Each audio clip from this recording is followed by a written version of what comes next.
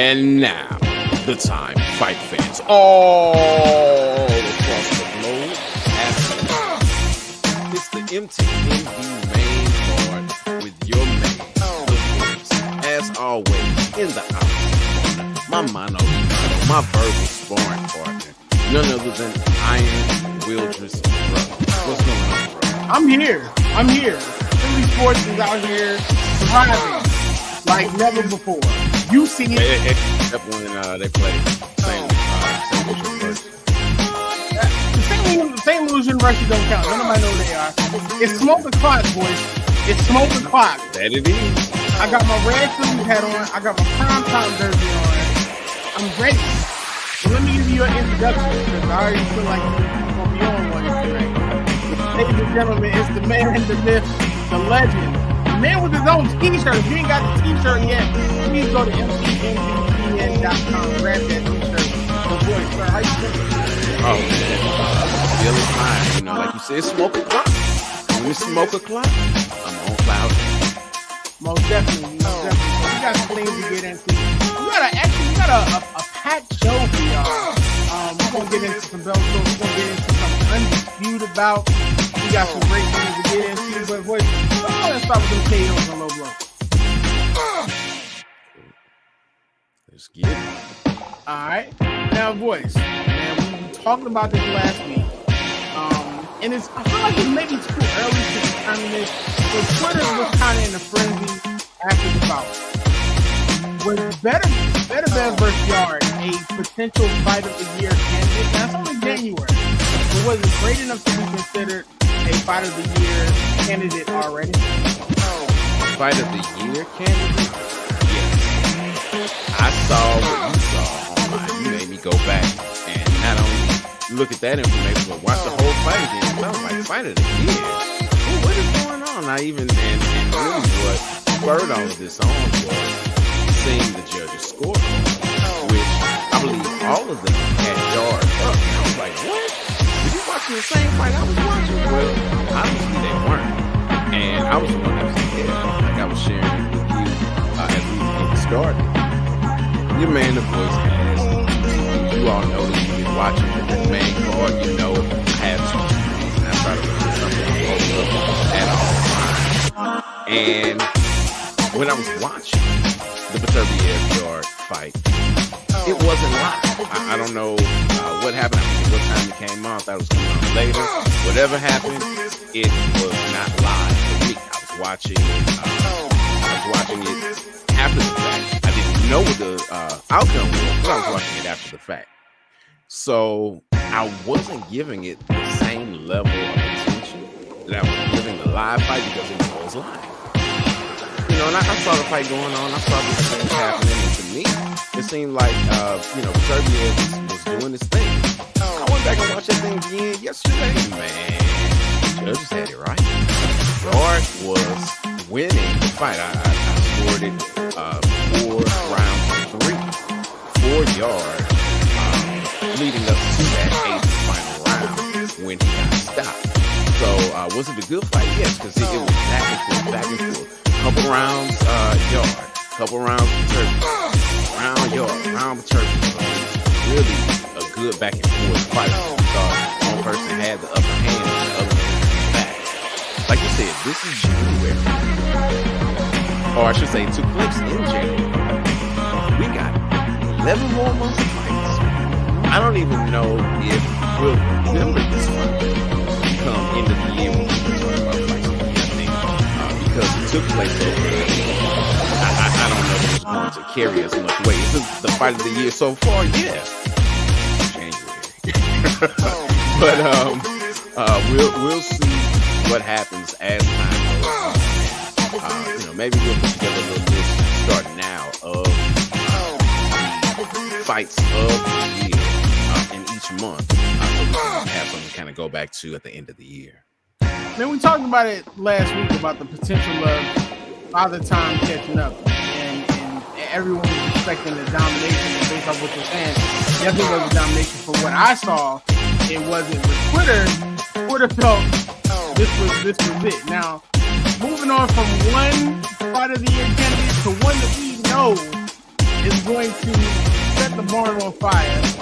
Alex Pereira is going to be defending his title in a fourth fight against Stylebender, and this is going to happen at UFC 287 on April 8th. Boys, I saw, I believe it was Daniel Cormier. He said that he felt like it was a weird timing for this to happen. There's some people excited about it, some people feel it's going to speak soon. What are your thoughts on this potential clash that we're going to see maybe for the final time? I am of the same thought process as DC. I was like, who's again now? It seems like it's just way too soon.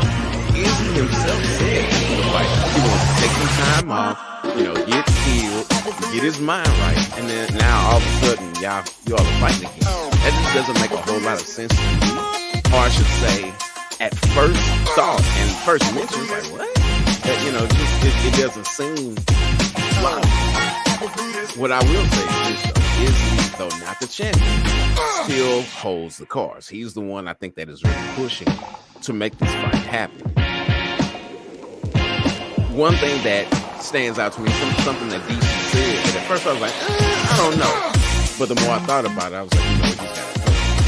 I think Izzy's doing this because he's afraid of losing the fight. Let me explain. It was talked about possibly Pereira fighting Robert Whittaker. Whittaker could beat him. It's not a given that he wouldn't beat him. Here's what's... Well, let me not... I'm going to say that for when Pereira's coach lost last week or so to Jamal Hill, glove when he said, I'm taking the gloves off, he said, these guys were playing in the field. So now you have the possibility of him moving up to heavyweight, or I should say light heavyweight, and then him not being able to run it back. But here's another something that really kind of Hamza Chimaev is always still out there kind of looming over the fish. And if he waited too long, if Izzy waited too long, they decided to, Hamza, especially as much as he fights, he can fight 1 month, turn around and fight, a couple months later and take out Pereira. And Izzy wants to be the one to take him out. Also, I don't know, nobody's afraid to fight. These professional fighters are not afraid to fight. But I know for a fact, outside of that one-hit hitter that Pereira has, Hamza is a much tougher day at the office than anybody else at 185. So with all those factors hanging out there, I think that's really what motivated him to do this. And based on what I can see online, he's motivated, he's ready to go. He's flexing, talking about let's do it. So we'll only know for real how prepared he is when the pin drops, the cage full locks, thumbs go up and they start to fly. There we go. We always say it only takes one punch. So one punch or one kick in this case. So we'll definitely see. Right now, this is the number 4 ranked fighter in the division. And it's always going to be a money fight no matter what. So we know money's always going to play a major part. So that's going to be great. Boys, that was some impeccable thoughts. You're already on fire. And we still got a long way to go. Get ready to come back. You got to take a break. Give you all a quick shot of the Ozell brand. Boys, tell them about your voice takeaway moment. Oh, man. I do my killing all over the place. On Sundays, I was at my family's house and we were talking about shoes. My nephew was like, "What, you know what Bape is?" I was like, "Yeah, man. I strive to be old, not an old head. I know what Bape's are. Because he has some real nice. He's a sneaker. He has some real nice. But we were talking about how Nike suing them because of copyright infringement. Like, really, how many different kind of shoes, can you make? I showed my old like, everything is pretty much based around the same thing. But one thing about my old yeah, we're gonna give y'all a look at a course, this dope commercial with Will Smith. Will can't be the voice; he's the sound. So we're gonna take a quick break. When we come back, we got UFC Fight Night, Bellator 290, and a potential women's boxing champion, and also looking to become undisputed. We'll be right back. It's not just about the love of the game. It's about dedication and commitment through the process and the patience to endure. There's joy in reaching your goals and peace in knowing you've done all you're supposed to do. Ozell brand. It's not just a brand, it's a lifestyle. The Mozel's is fire. I don't care what anybody says. Nothing beats that. Shout out to Will. Will's Kansas City Chiefs are going to the Super Bowl facing my hometown Eagles. I'm not an Eagles fan, but I'm gonna be a fan just for Will's sake, so I control him. Let's go ahead and get into this. Now, Voice, UFC Fight Night on Saturday, February 4th. This is going to be in the UFC Apex in Enterprise, Nevada. Derek Lewis is literally fighting for his career and his respect as he tries to get back into the win column after 2 straight losses when he faces Sergey Spivac. Now, the usually much larger Lewis is coming in a lot slimmer and shocked a lot of people when photos of him actually surfaced. Lewis usually has to cut weight, and this time he's fully prepared.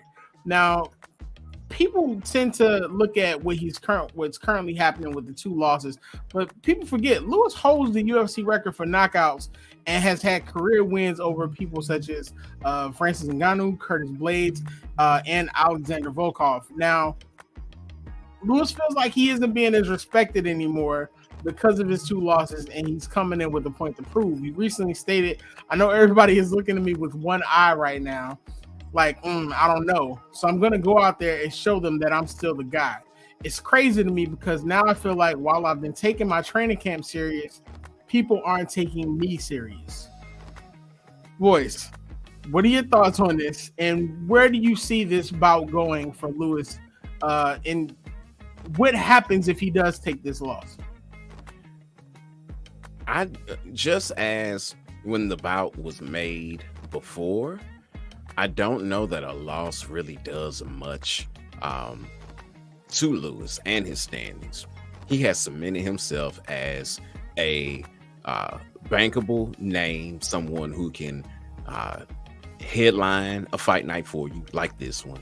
The headline, if they go to some other place, or, a co-main, he's someone that the people want to come out and see. Being the knockout champion, or I should say having the most knockouts in UFC history, that also gives him a calling card to hang his hat on. And because it's heavyweight, anything can happen at any time.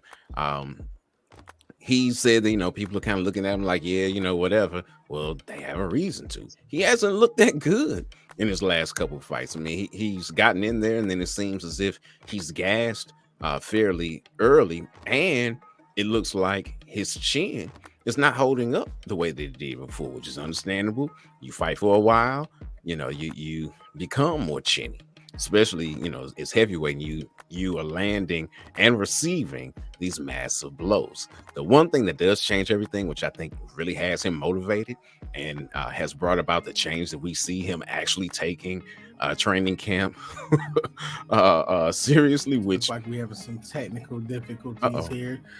Voice was actually speaking about Derek Lewis, who's literally coming into this bout against Sergey Spivac. There you go. Come on, Voice, give it to us. All right. Well, you say I wasn't there, but I look like I was there. We'll see who was there. But either way it goes, John Jones has changed the landscape of things. If he is to win, as most people think that he will, over Cyril Gane in March, then that changes everything for Lewis and for the heavyweight division as a whole.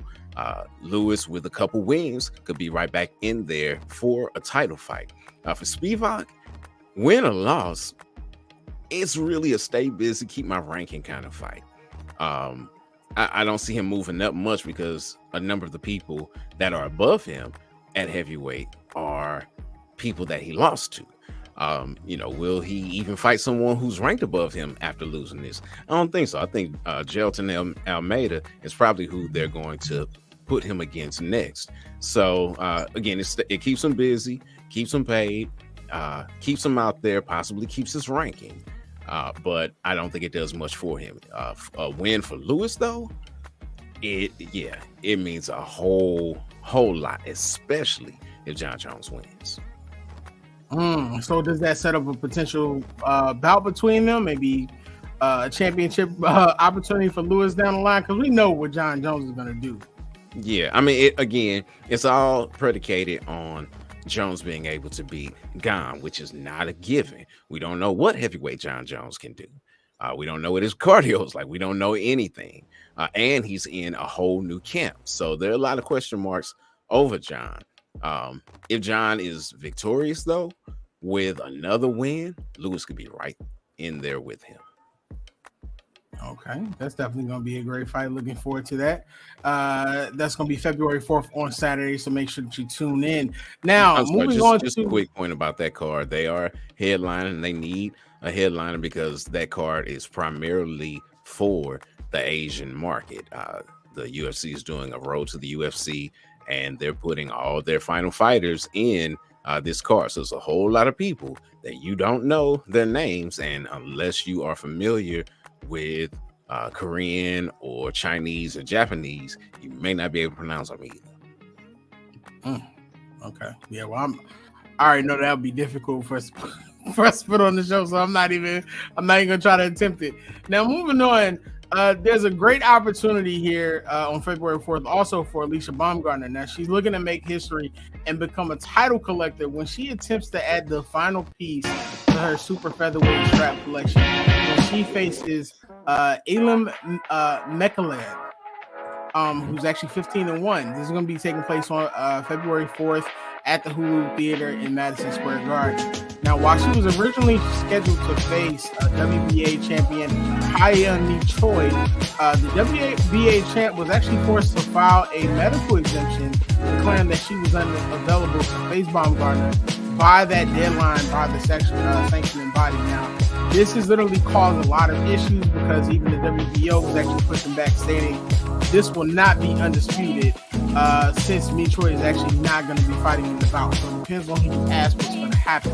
Now, Alicia is going to be looking to become potentially the 6th current undisputed women's champion in boxing. And this is going to be along with the likes of the super middleweight champ, which is Cruz, middleweight Clarissa Shields, welterweight Jessica McCaskill, super lightweight Chantel Cameron, and lightweight Katie Taylor.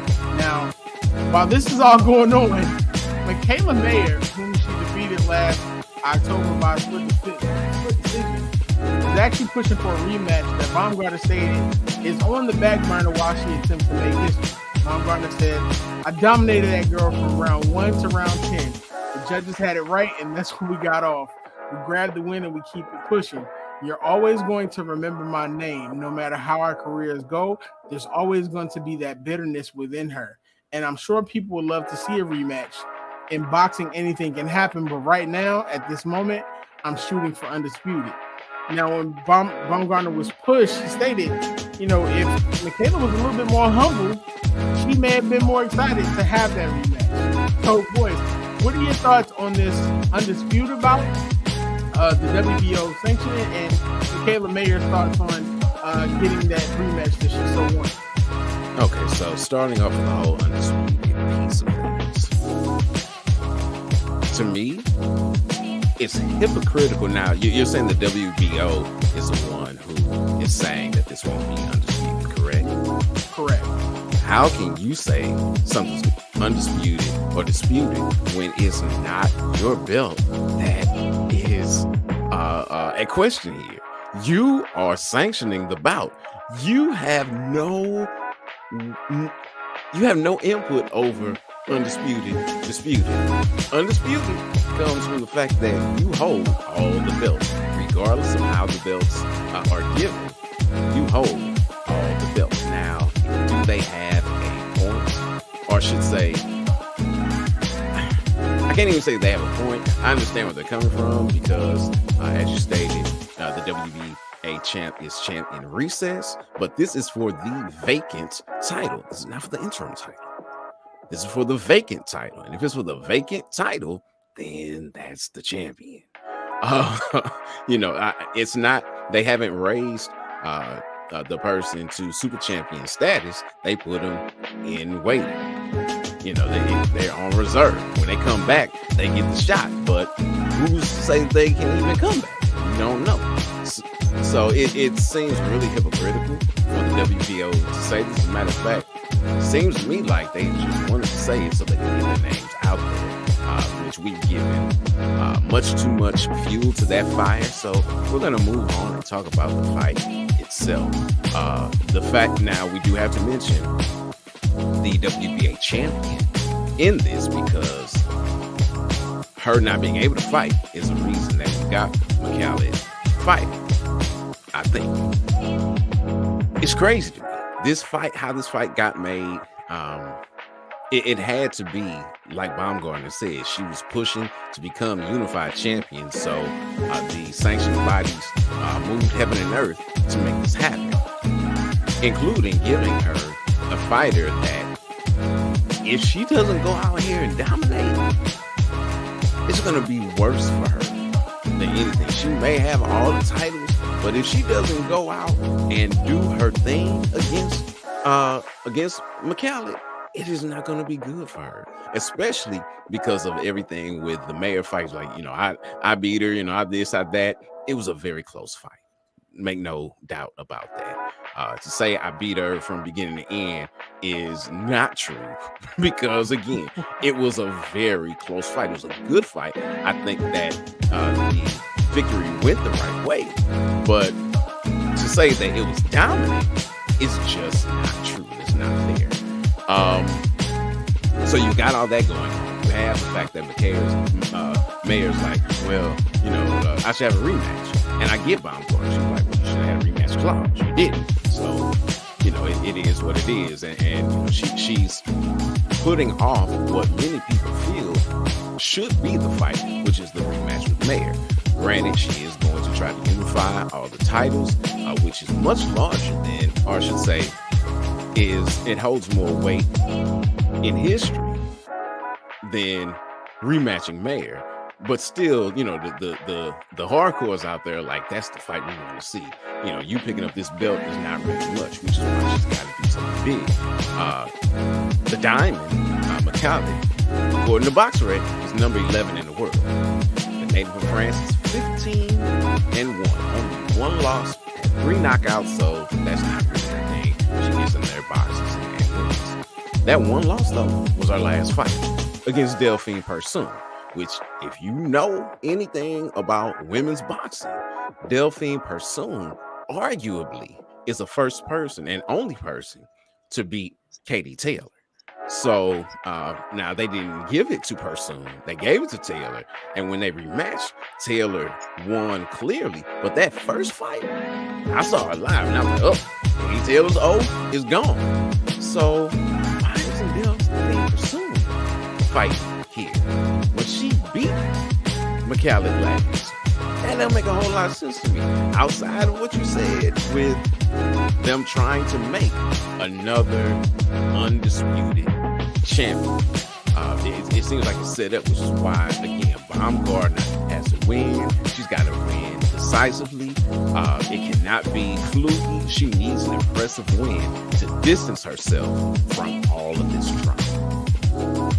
Yeah, it seems like no matter what, Baumgartner's going to be put in a tough spot, because even if you win, you're still probably going to have to face the mandatory champ in recess, as they stated, and then McCallum Mayer is going to be there literally until you decide to take that fight. So that's going to be interesting to see how that plays out also. Now on that same card, in literally the main event, Amanda Serrano is going to look to continue to make history also as a multi-weight class world champion and Guinness world record book holder for most boxing world champions won in different weight classes by a female. That's a lot to say. Now, this time she's looking to become undisputed when she meets WBA featherweight champion Erica Cruz. That'll also take place, of course, at the Hulu Theater. Now, outside of a potential rematch with Kaylee Taylor, Serrano says she's done hopping weight classes and is looking to solidify herself. Everybody is doing this, so I said, you know what? I want to become part of that. Meanwhile, Erica Cruz is coming in with the ultimate story of perseverance. This is going to be her second professional fight outside of Mexico, and this time it's literally on the biggest platform. So she has a major opportunity for an incredible upset. Now, the champ is a mother with dreams of actually becoming undisputed champ and becoming what she says is a great example for Mexico fighters. Her father is actually a former boxer himself. So, boys, two great stories coming together. We know what Serrano is doing. We don't really know too much about Erica Cruz. What are your thoughts on this bout and this potential matchup with these two? Well, as far as this matchup is concerned, like you said, Cruz's dad was a boxer. He got her into it. I mean, he, beat a world champion. Where they were in their careers, I don't know, but he's got that to say. As far as his boxing career was concerned, it was literally split down the middle. He had 10 fights, 5 wins, 5 losses. Cruz is the one who really elevated the family's name in the sport, becoming champion. You talked about her being a mother. When her son turned 18, he told her, look, it's time for you to take boxing seriously. I've seen you kind of do the, dabble over here, dabble over there. It's time for you to get serious. And when she got serious, she became champion. The Mexican National Guard member did that in 2021 and, has gone on to continue to ply her trade at featherweight since then. As far as, it's not much out there on her outside of the things we've shared. Serrano, her story is that of legend. You know about her sister getting her into things. You know about her winning all these titles at these different weight classes. Like you said, she will hold the title for most wins, most championship victories by a woman at different weight classes with this win. She's headlining again at Madison Square Garden. This time in the Hulu Theater, not in the big house like before, but yet she's headlining at MSG, which would be good to bring in the Puerto Ricans. It's understandable it's not in the big house. When it was in the big house, it was against Katie Taylor, who, is arguably one of the best women, that's out there. So that makes sense.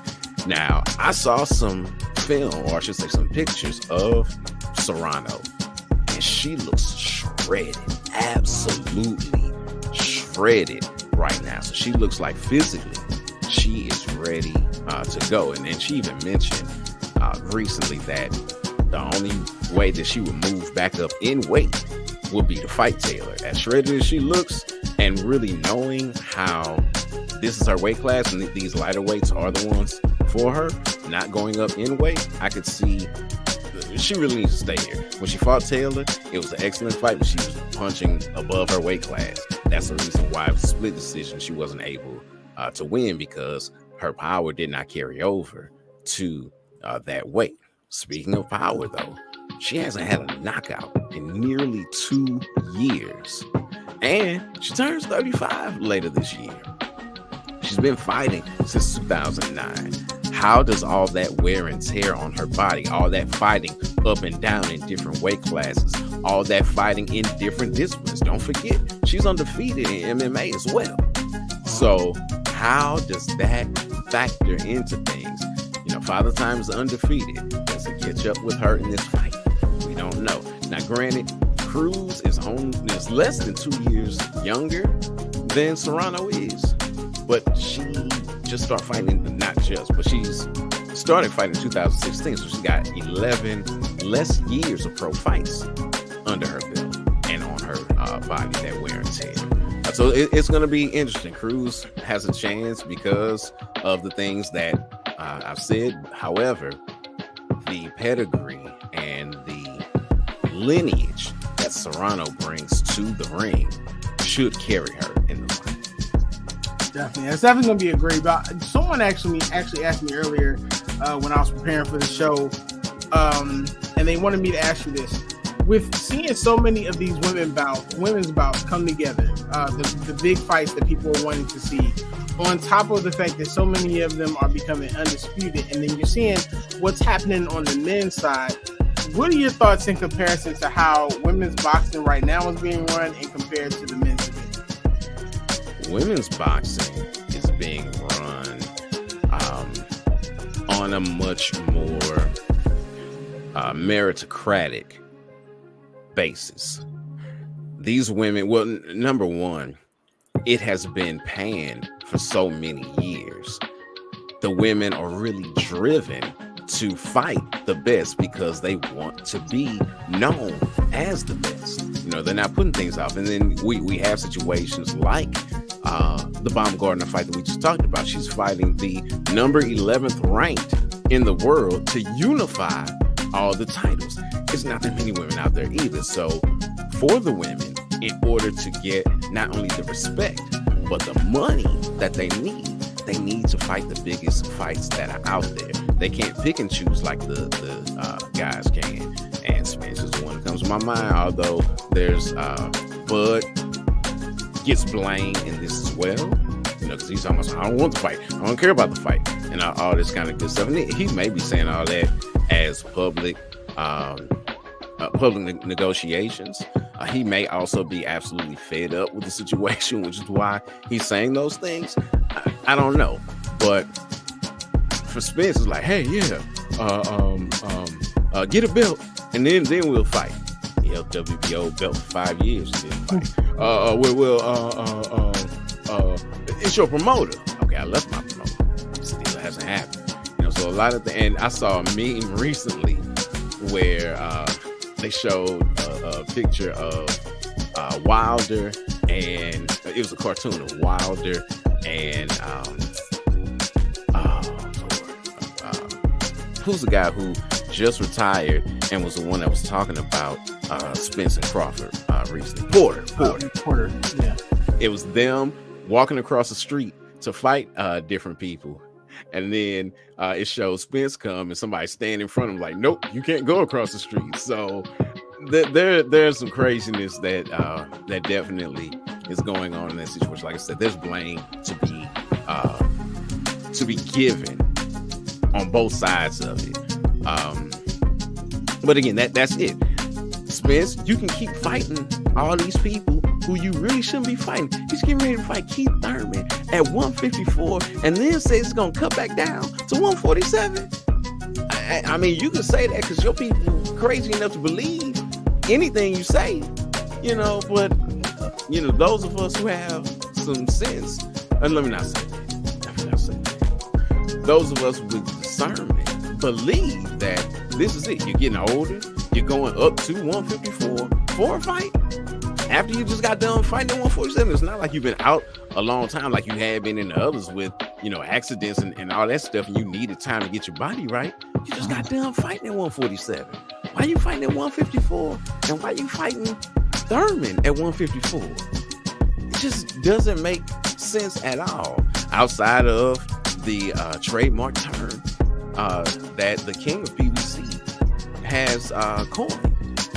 It's a legalized name. There you go. There you have it. Well, this is a perfect segue for us to get into Bellator 290, where they haven't really seemed like they've had too many problems making fights, because this is a huge card. Now, we're going to see Johnny Eblen return to the cage for the first time as champion to defend his Bellator middleweight championship against Anatoly Tokov in the night's co-main event. Now, if his recent comments are any indication, he does not look to stop anytime soon. Eblen stated, I just want to be the GOAT. I want to be the best in the world, so I can't let this whole being the champion thing blow up my head too big. There's definitely a target on my back, and as I keep winning, the target is going to get bigger and bigger. More people are going to be wanting to take me out, but I embrace it. That's a matter of me getting so good to where no matter who wants to try to take me out, I'm going to take you out, and that's my mentality. Now, Eblen also stated that he feels like he has a major advantage and plans to overwhelm the Russian with everything that he has. But he is aware that Tokov has one major advantage, and that's strength. Tokov is no slouch, and many actually see him as like the future of the division. And he's coming in with a 7-fight win streak, with 5 coming by either knockout or submission. So, Voice, what are your thoughts on Johnny's statements? And does he have a point when speaking on Tokov's strength? I mean, as far as speaking on Tokov's strength, outside of him going in there with him, how do you know that? You know, how do you know how much strong he is? Now, you may say, hey, he's strong because I've seen him and I've seen what he's done with people that I know, you know, especially with Eblen training out of ATT and having so many different fighters at his disposal and seeing so many different high-level fighters. But as far as knowing his strength, unless you got in there with him, you don't know that. To say that he's a strong fighter, yeah. And to say that he's possibly the future, yeah. If I'm not mistaken, when Johnny won his last bout, I feel like it was on the same card that that Tokov fought on. Yeah, it was. Tokov was on the prelims of that card, and it set everything up perfectly, you know, for them to face off next. One thing that Tokov has when it comes to strength in his corner per se is that he trains with the last emperor, Fedor Emelianenko. You know, he is one of the up and coming generation there out of Russia that's being trained by Fedor. So, you know, he's got the strength of this great champion and a fairly successful coach as well. However, as we know, because Fedor is in the main event, he won't be in his corner for this fight. So that's, you know, though he's got that strength, he doesn't have the same kind of access to it as he would have for some other fight. As far as Eblen is concerned, got a chance to speak with him on a few occasions. Like I said, he's got killers in there that he's able to train with and go with. He's got he's the human cheat code, but he's got some cheat codes in Mike Thomas Brown and Mo Lawal in his corner. So, you know, it's going to be interesting, and it's a very tough test out the gate, but it's the kind of test needed to really cement yourself as a champion. And he's got a lot of great people in his corner. Dustin Poirier is also in his corner. So, I mean, he's fully prepared. So I'm definitely excited to see where he goes. But this is going to be a great bout because Tokov is not coming in as any kind of slouch. Now, as you stated, in the night's main event, and what's being considered his last career fight, the last Emperor is going to be facing Darth, as Fedor is looking to go out as champion as he meets Bellator heavyweight champion Ryan Bader. And this is, of course, going to take place at the Kia Forum in Inglewood. Now, this bout is going to be a rematch of their encounter from Bellator 214. Now, in that bout, we saw Bader defeat Fedor via first round TKO to win the heavyweight Grand Prix. And at the time, I believe that was a vacant Bellator heavyweight championship. Now, interestingly enough, with that win, Bader has lost to a Fedor protege in the Green Empire.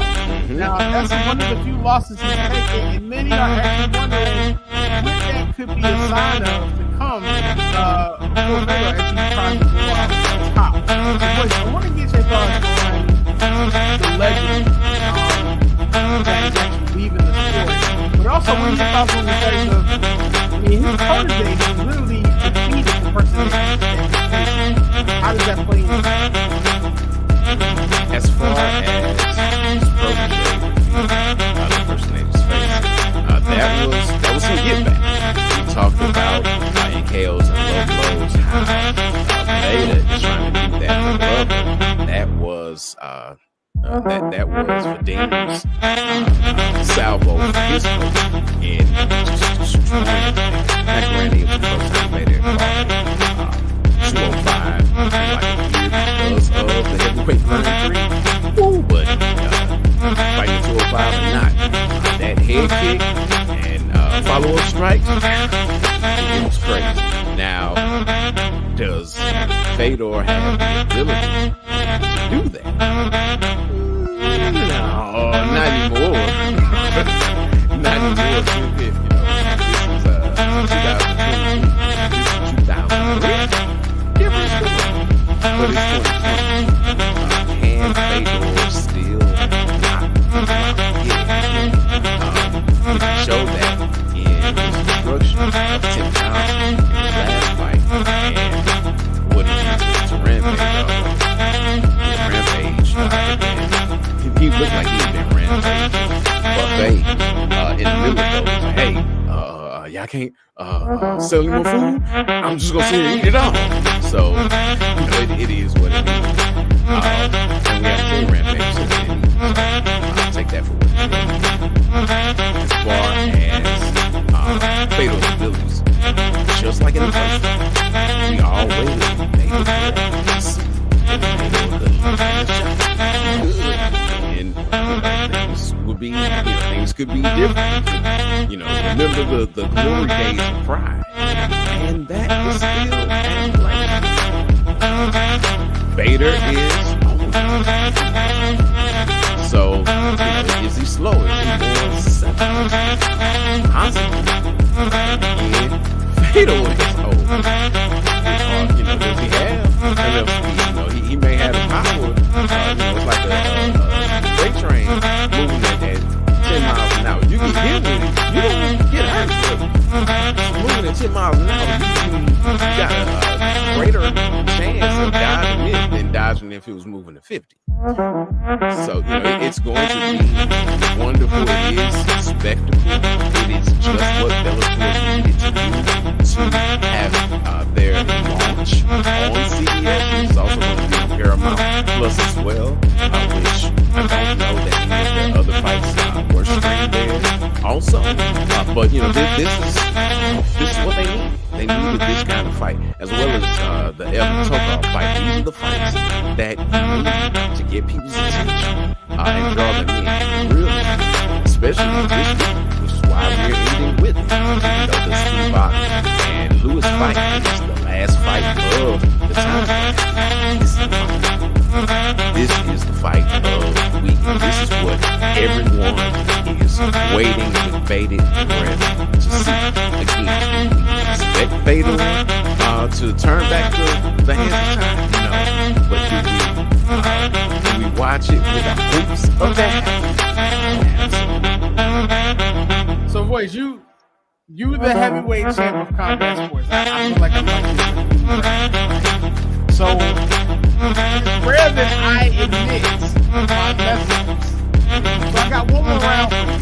Okay, I'm ready. Because this one actually should have been the first bout we spoke about, but you finished everything off, and I missed it. So Friday night is where we should have started. That's going to be the night to crown a new champion at the Desert Diamond Arena in Glendale, Arizona.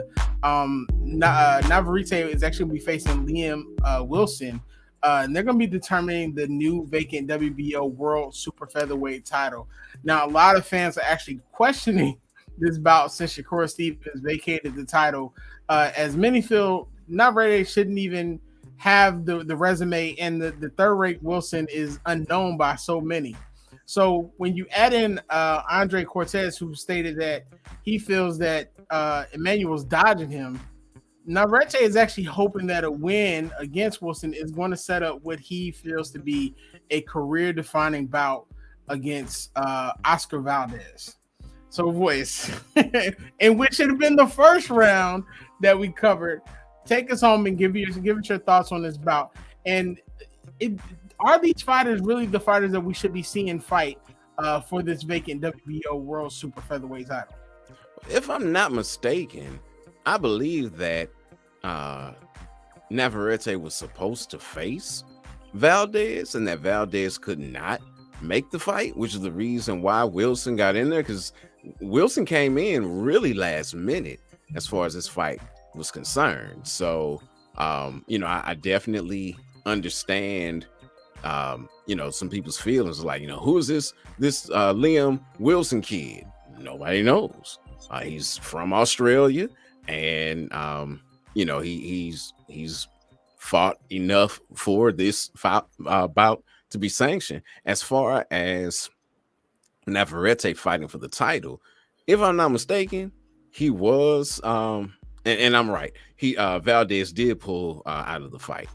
So, what do? You go about and you make the next best fight. I understand that Cortez wanted it, and he's like, who is Wilson, but that's not the fight that was made. This makes for great fanfare and great drama for a fight possibly in the future. But right now, it's Wilson's, and Wilson is 11-1. He's been knocked out one time. That one loss was a knockout, but he came back and knocked that person out in his very next fight. So, this is what we know about Liam Wilson. He's scrappy, he's game. He's a fighter. He's not afraid to go in there and, like I said, his very next fight after being knocked out, he said, "No, let's run that one back. I want him again," and then dispatched him. So that shows the character of the young man. Who did he knock out? I don't know, because I don't know anybody on his resume. But it is what it is. Now we look at Vaquero on the other hand. He's got 3 times as many wins, not just fights, but wins as Wilson has fights. But because of the 58% knockout rate that Liam Wilson has, anything is possible. This is Navarrete's debut at 130. And like I said, I believe he was the WBO champ at 126. So it makes sense for him to get the shot. Same thing happened with Shakur when he came up and took the belt from Semper Fi, Jamel Herring. He was the champ at 126, then stepped up and took it at, in the very next fight. So that makes sense. As far as why are they fighting now? Cortez was probably just mad because it was Wilson and not him. But boxing is a business too, and they're doing business. So we'll see what happens. I know that Navarrete wants to unify at 130. Well, you got Hector Luis Garcia, who made a nice name for himself in his fight with Tank recently. He lost, like everybody who's faced Tank has. He got knocked out like most of the people who face Tank have, but there was a bit of a rub that he got from that. The Rakhimov has the IBF title, and the WBC title will be issued possibly, barring a draw, next week when Oshaki Foster faces Ray Vargas. So it's a lot of movement there at 130, a lot of things that can happen. And if Navarrete is successful, there are a lot of different fights that can be had. None of them include, none of them, at least at this moment, include Cortez, which is more than likely the reason why he's saying the things that he's saying. Wow. Well, it's definitely going to be a great fight. Looking forward to seeing how that plays out. That's actually going to be the start of your weekend and not the end. Shout out to The Voice for getting us prepared for another great weekend of combat sports. Listen, MTMV Sports, we are up to some amazing things. We have some amazing things coming for y'all. Shout out to the team. If you haven't yet, make sure that you visit mtmvpn.com. Get your merch. Check out the squad.